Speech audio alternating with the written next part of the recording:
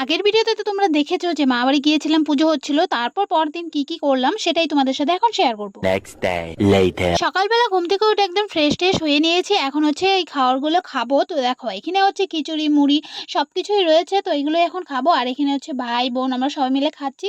আর ওই দিকটাতে হচ্ছে রান্নাঘরে মা, মামা, মামি, মাসি সবাই মিলে ওরা খাওয়া-দাওয়া করছে। তারপর দেখো 12টা নাগাদ হয়ে গিয়েছে। এখন হচ্ছে তোমাদেরকে বাসনগুলো দেখালাম। কারণ ওই পুজোর দিন কত বাসনপত্র লাগে সেগুলো কিন্তু একদম ধুয়ে পরিষ্কার করে সবকিছু রেখে দিয়েছি। সেই কারণে একটু তোমাদের সাথে শেয়ার করছি। তারপর দেখো আমি কিন্তু বড় মামা বাড়ি চলে এসেছি। কেন এসেছি সবটাই বলবো।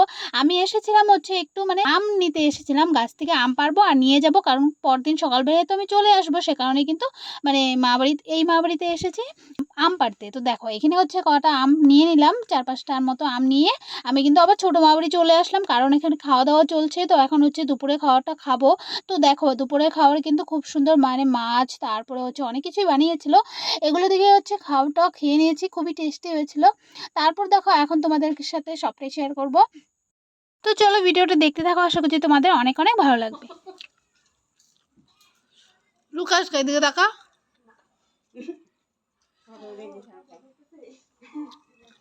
2 hours later. খাওয়া দাওয়ার পর আমি কিন্তু অনেকটা টাইম রেস্ট করেছিলাম। তারপর হচ্ছে একটু ঘুরতে বেরিয়েছি। এখানে হচ্ছে রেস্টুরেন্টে এসে বসে আছি। আর এখানে নিচ দিয়ে দেখেছি বিল্ডিংয়ের নিচ দিয়ে যাচ্ছিল, একটু ঠাকুর নিয়ে যাচ্ছিল।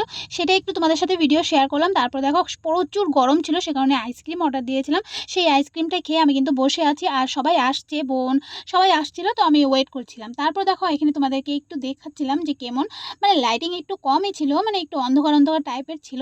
তারপর হচ্ছে রাত্রে 9টার মতো বাজে। এখন কিন্তু আমি চলে এসেছি ব্রিজে। আর এখানে এসে একটু ভিডিও শ্যুট করছিলাম। তারপরে কিন্তু বাড়ি চলে এসেছি, মা বাড়ি চলে এসেছি। তো ভাইয়ের কাণ্ড দেখো একটু। তাকা। আরে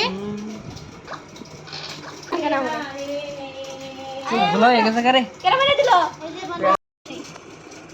অনাহারে 3 মাস নাকিয়ে থাকার পর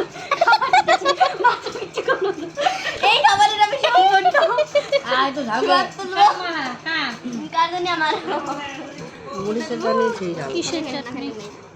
এটা যে সেই জাল এটা না 3 মাস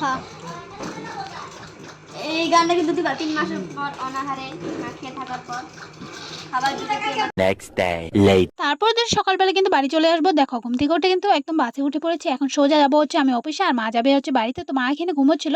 তো সেটাই একটু তোমাদের সাথে ভিডিও করছিলাম। আর ওয়েদার কিন্তু প্রচুর খারাপ ছিল। আর দেখতে দেখতে কিন্তু এবার একটু ভালো হয়েছে, আবারও খারাপ হয়েছে। তো ভিডিওটা আমি এখানেই শেষ করছি। সবাই ভালো থেকো, সুস্থ থেকো।